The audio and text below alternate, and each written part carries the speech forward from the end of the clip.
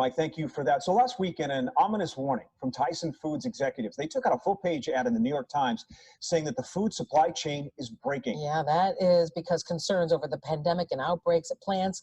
In the meantime, legal experts are saying that President Trump's executive order Tuesday declaring meatpacking plants critical to keep open will do very little on its own to stop the slide in meat production. And joining us today is Matt Carstens. He's the CEO at Landus, and he's focused on farmers and their ability to produce meat that goes onto your table. Good morning. Thank you so much for joining us. I was at the grocery store, as many other people probably are doing, and I went to two different stores. One, only had a couple of packets at an Aldi, and then I went to another store, and everybody was just hoarding the meat.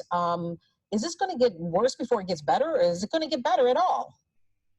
Well, good morning, Anita and Scott. And, it is an unprecedented time that we're going through right now in agriculture. There's no doubt about that. Relative to your situation in the grocery store, I think it's important to note that the meat is available out there.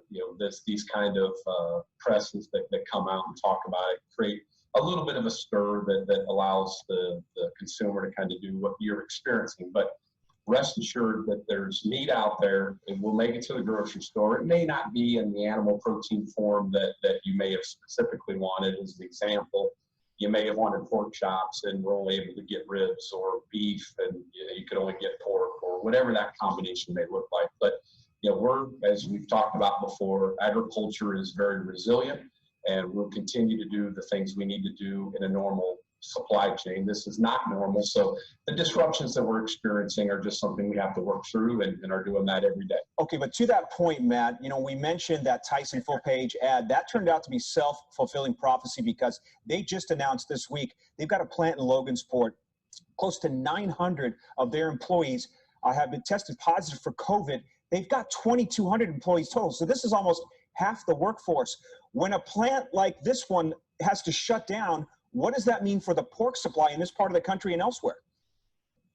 Yeah, Scott, that it's probably easier for me to answer in some examples. So think of the agriculture or farming side of that like a production facility.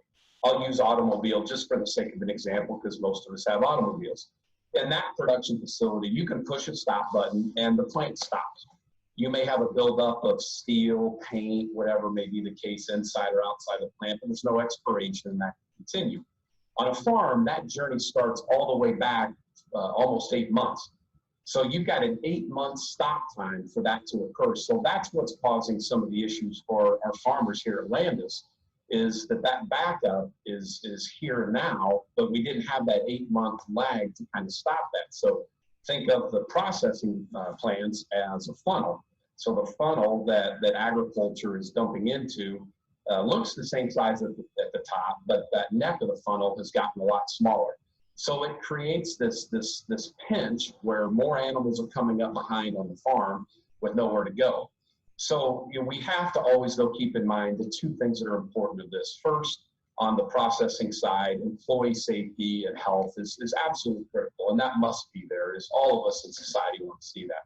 On the farming side, continuing to raise the animals in a way that is good for the farmer. The farmers want to do that every single day. It's a vital part of what they do. Also has to take shape. So you've got this pinch point that's occurring in there, and the farmers continue to deal with it in the way they feed their livestock, ration out, try to create additional space, all the things that they're doing to make that happen. Wow, there is so much I want to talk to you about, but I just got the wrap from the producers, and this is a subject we can touch on in the coming days, because I have to imagine we're going to see some changes in the way we see things in our grocery store shelves. So we're going to bring you back on, and we're going to talk some more about this when we have a little more time. Thank you so much for joining us this morning and giving us what you know, Matt Carstens, CEO at Landus. You bet. Thanks, Anita and Scott.